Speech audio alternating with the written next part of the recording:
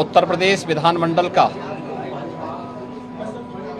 सत्र आज से प्रारंभ होने जा रहा है। सदन की कार्रवाई में भाग लेने के लिए आए हुए सभी सम्मानित सदस्यों का मैं हृदय से स्वागत करता हूं। उत्तर प्रदेश का विधानमंडल देश के अंदर किसी भी विधानमंडल का सबसे बड़ा विधानमंडल है। स्वाभाविक रूप से यहाँ पर जनता से जुड़े हुए, विकास से जुड़े हुए जिन मुद्दों पर माननीय जनप्रतिनिधिगण चर्चा करते हैं, देश के अंदर वह एक नज़ीर के रूप में देखी जाती है। पिछले 8-8.5 वर्ष के अंदर उत्तर प्रदेश विधानमंडल ने अनेक उपलब्धियां हासिल की हैं। अनेक महत्वपूर्ण मुद्दों को चर्चा का विषय बनाया है। जनता से जुड़े हुए मुद्दों पर सार्थक चर्चा को आगे बढ़ाने का काम किया है और इस बार का सत्र भी काफी महत्वपूर्ण सत्र है। इसमें जनता से जुड़े हुए मुद्दों को लेकर 25 करोड़ की आबादी की आकांक्षाओं को पूरा करने के उद्देश्य से विधायिका की भूमिका किस रूप में आगे बढ़ती है, इन सब पर बहुत महत्वपूर्ण एजेंडे के साथ हम लोग इस सत्र में, यहाँ पर मानसून सत्र में यहाँ पर उपस्थित हुए हैं। आज से सत्र प्रारंभ होगा, तो सत्र प्रारंभ होने के साथ ही क्वेश्चन आवर, जिसमें माननीय सदस्यों के द्वारा जनता से जुड़े हुए महत्वपूर्ण मुद्दों को प्रश्न पूछे जाएंगे। 0 आवर में अपनी बातों को रखा जाएगा और सरकार की तरफ से उन सब का एक सार्थक जवाब भी उपलब्ध करवाया जाएगा। इसके साथ ही अन्य महत्वपूर्ण मुद्दों पर मानसून सत्र है, तो स्वाभाविक रूप से बाढ़ से वे मुद्दे भी उठ सकते हैं। इसके अलावा अत्यधिक बारिश के कारण जल जमाव से जुड़े हुए मुद्दे भी उठेंगे। सरकार के स्तर पर क्या कार्रवाई हो रही है, स्वास्थ्य से, शिक्षा से जुड़े हुए मुद्दों पर सरकार ने पिछले 8-8.5 वर्ष के अंदर जो कुछ भी किया है, इन सब मुद्दों पर भी परिचर्चा होगी। यह सत्र इस बार का इसलिए भी महत्वपूर्ण होगा कि आदरणीय प्रधानमंत्री जी की प्रेरणा से देश की स्वाधीनता दिवस का अमृत काल का यह 3रा वर्ष है और इस 3रे वर्ष में यद्यपि प्रधानमंत्री जी ने देश की स्वाधीनता दिवस के अवसर पर पूरे देशवासियों को विकसित भारत के साथ जुड़ने का आह्वान किया था। विकसित भारत, विकसित उत्तर प्रदेश, आत्मनिर्भर भारत, आत्मनिर्भर उत्तर प्रदेश। विकसित उत्तर प्रदेश और आत्मनिर्भर उत्तर प्रदेश के लिए सरकार का और उत्तर प्रदेश वासियों का विजन क्या है, पहली बार देश के किसी सदन में इस मुद्दे पर चर्चा होगी और इसके लिए भी मैं सभी सम्मानित सदस्यों से कल दलीय नेताओं की बैठक में भी इस पे चर्चा हुई थी और दलीय नेताओं की बैठक में भी इस पर बहुत सारे मुद्दों को आगे बढ़ाने के बारे में एक सहमति बनी थी।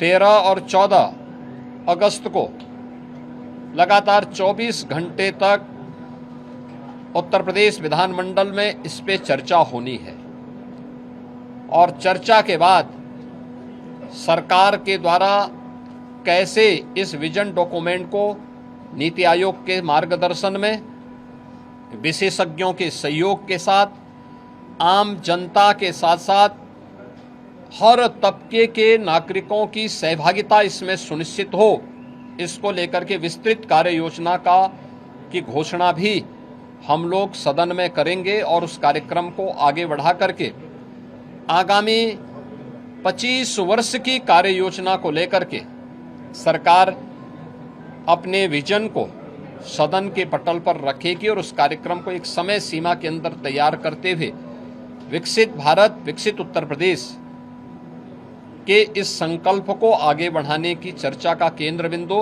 हमारा सदन बनेगा।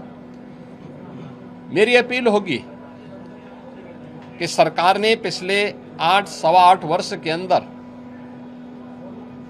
प्रदेश के विकास को लेकर के, प्रदेश की अर्थव्यवस्था को लेकर के, प्रदेश के इंफ्रास्ट्रक्चर को लेकर के, प्रदेश में गरीब कल्याण को लेकर के, समाज के हर एक तबके को लेकर के, क्या गांव है, क्या गरीब है, क्या किसान है, क्या श्रमिक है, क्या युवा है, क्या महिलाएं हैं, क्या व्यापारी हैं, इन सब के उत्थान के लिए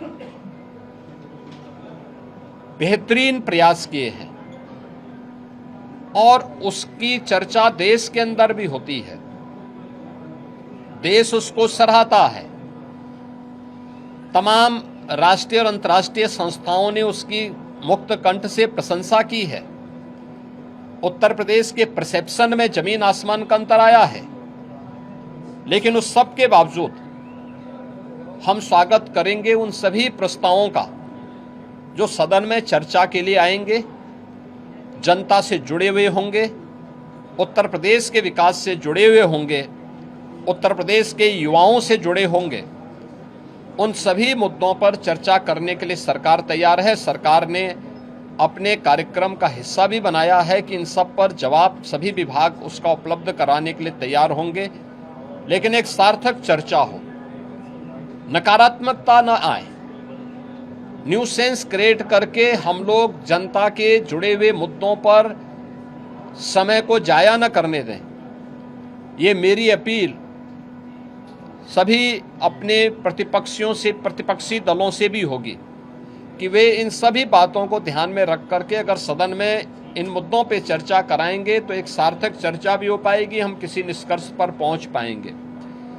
लेकिन अगर वह अनावश्यक व्यवधान पैदा करके न्यूसेंस क्रिएट करेंगे तो जनता की अदालत में स्वयं ही प्रदेश की जनता जनार्दन उन्हें कटघरे में खड़ा करने का कार्य करेगी और सदन में इन मुद्दों पे चर्चा हो, वे चर्चा भी करें, अपने प्रश्न भी पूछें। मुद्दों पर आधारित किसी भी चर्चा का जवाब देने के लिए और उस बहस को सार्थक स्तर तक पहुंचाने के लिए सरकार का पूरा सहयोग प्राप्त होगा। सरकार इसमें पूरी तरह तैयार है। मैं एक बार फिर से उत्तर प्रदेश विधानमंडल के सदन की कार्रवाई को प्रारंभ होने के अवसर पर प्रदेश भर से आए हुए सभी माननीय सदस्यों का हृदय से स्वागत करता हूं और मुझे विश्वास है कि स्वाधीनता दिवस के पूर्व हम लोग उत्तर प्रदेश के विजन डॉक्यूमेंट को प्रदेश के अंदर चर्चा का केंद्र बना करके आम जनमानस को पहली चर्चा का केंद्र विधान भवन, हमारी विधानसभा विधान परिषद में इस पर हो और उसके उपरांत आम जनमानस के भी हम इस मामले में सुझाव लेंगे, अलग अलग तबके के सुझाव लेंगे। फिर इसको लेकर के हम लोग उन सुझावों को कलेक्ट करने के साथ ही उत्तर प्रदेश को एक व्यापक कार्य योजना देने में सफल होंगे। वो विजन डॉक्यूमेंट के रूप में विशेषज्ञों के साथ मिलकर के आगे बढ़ेगा और जब भारत 2047 में विकसित होगा तो उत्तर प्रदेश भी विकसित भारत की यात्रा में विकसित उत्तर प्रदेश बनकर के तैयार हो। इस विश्वास के साथ यह चर्चा का केंद्र बिंदु हमारा सदन बन सके। सभी सम्मानित सदस्यों से मेरी अपील होगी इस पूरे कार्यक्रम में भाग लेने वाले सभी सम्मानित सदस्यों को मेरी शुभकामनाएं हैं। धन्यवाद। मंत्री जी, अखिलेश यादव ने 24 घंटे सदन चलाने को लेकर कहा है कि पागलपन है। देखिए, ये विकास के प्रति सरकार और भारतीय जनता पार्टी की प्रतिबद्धता है। स्वाभाविक रूप से उनके एजेंडे में विकास नहीं है।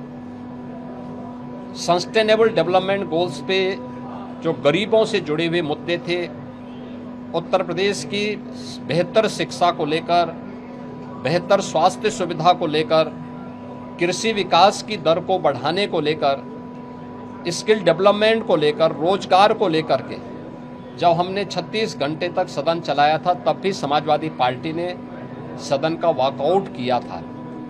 तो ये लोग, विकास इनके एजेंडे में नहीं है, इसलिए वे लोग इस प्रकार की सिर पैर की बातें बोल करके